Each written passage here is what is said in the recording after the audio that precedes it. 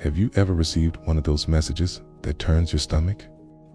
You know when you see a message on your cell phone with someone's name on it, and you know it's not going to be good.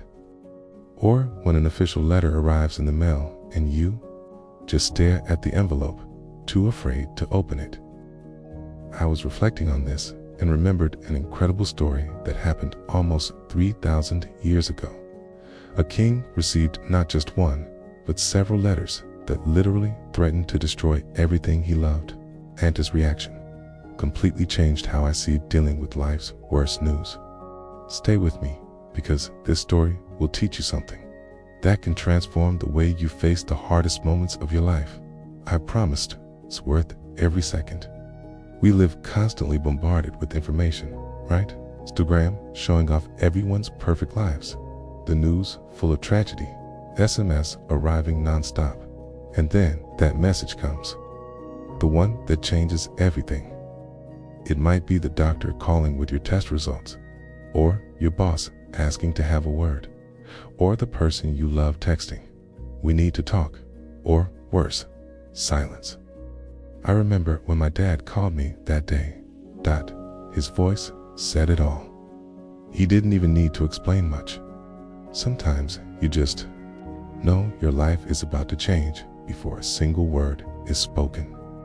And what's interesting is how, in moments like this, we feel completely alone, don't we? Like it's just you against the entire world. That's exactly where I want to introduce you to someone who faced the same thing, except his entire world was literally the most powerful empire on earth at the time. His name was Hezekiah, king of Judah. Around 700 BC, imagine the scene. You're leading a small nation. And on the other side is Sennacherib, emperor of Assyria. Think of the most powerful country you can imagine. Multiply it by 10, and you'll get the idea. The Assyrians were no joke. They had the most advanced war machine of their time, chariots, elite archers, military strategies that terrified the known world. Their method: conquer a city, deport the people, mix the nations, erasing identity altogether. Then the messengers arrive. No SMS, these were sealed, official letters. And what did they say? "Hezekiah, have you seen what we've done to every other nation? We destroyed them, for gods couldn't save them. What makes you think your God will be any different?" Friend, imagine receiving that. It wasn't a bluff. Sennacherib had just conquered 46 fortified cities in Judah. It was like getting photos of all your neighbors' houses on fire with the message, "You're next." But here's where the story gets amazing. Hezekiah could have done many things. Panicked, tried to negotiate, even surrendered. But do you know what he did? He took the letters, those letters filled with threats and blasphemy, went straight to the temple. And he did something that still gives me chills. He laid the letters out before the altar and started talking to God as if he were right there beside him. Hezekiah literally said, "Lord, look at this. Do you see what they're saying? They're saying you can't save me. They're mocking you. Now it's in your hands." And then he was silent. It wasn't a desperate scream. It wasn't a negotiation. It was total surrender. He admitted he'd reached the end of his strength and needed divine intervention. Now, let's bring this story into your life. What's your Sennacherib letter? What's that one situation that makes your heart race and your chest tighten just thinking about it? Maybe it's that growing debt, and you already know the numbers won't add up at the end of the month. Or maybe it's your marriage falling apart.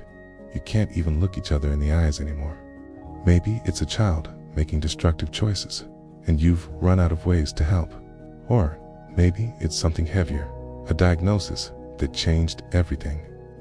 Losing your job at 50 with no idea how to support your family.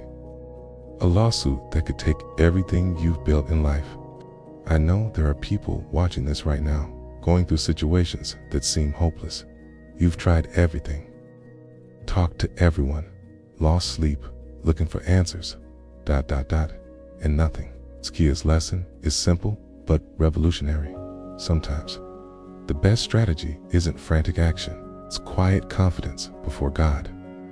Look, Hezekiah didn't deny reality. He didn't say, "It's fine," when it wasn't. He didn't pretend the Assyrians didn't exist. He simply acknowledged that there was a higher authority over Sennacherib at work in the universe. It's like when you were a kid and someone bigger threatened you at school. You ran home and told your dad. You didn't try to fix it yourself, you knew your father was stronger and could handle it. Hezekiah did the same.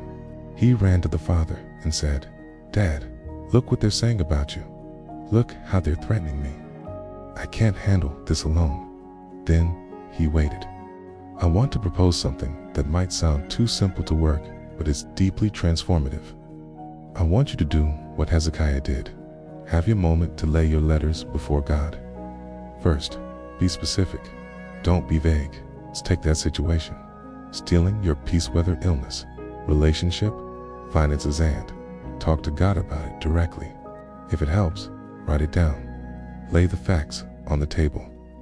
Second, acknowledge your limitation. This isn't giving up its wisdom. It's you saying, "Lord, I've tried my way. I've used my wisdom, my resources, my connections, but I need a supernatural intervention." Third, remind God who He is. Hezekiah prayed, "Lord, you are God over all kingdoms of the earth. You made the heavens and the earth." He wasn't informing God. He was reminding himself of God's power. Then comes the hardest part: silence, waiting. Because God rarely works on our schedule, but He always acts at the right time. Look, when you genuinely surrender your fears to God, not just with words, but from the heart, something supernatural happens. You find peace that defies logic, a peace that circumstances can't steal. It doesn't mean your problems vanish overnight. It means you no longer carry the emotional weight alone. It's like sharing a heavy load with someone infinitely stronger than you. So here's my challenge. Tonight, before bed, take 10 minutes. Doesn't need to be in a temple like Hezekiah. It can be your room, your porch, walking the block. But talk to God about what's keeping you up. And then, be quiet. Let Him speak to your heart. Do you know how Hezekiah's story ends? God answered in a way no one expected. In a single night, the angel of the Lord passed through the Assyrian camp, and 185,000 soldiers died.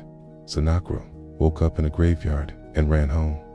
But what impresses me most isn't just the miracle. It's what happened to Hezekiah during that quiet time in the temple.